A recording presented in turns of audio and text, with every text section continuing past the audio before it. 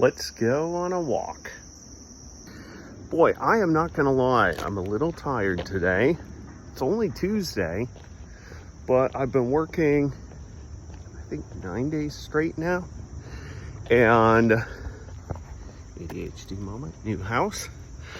And I'm caring for my 99-year-old grandma, which is super beautiful and rewarding.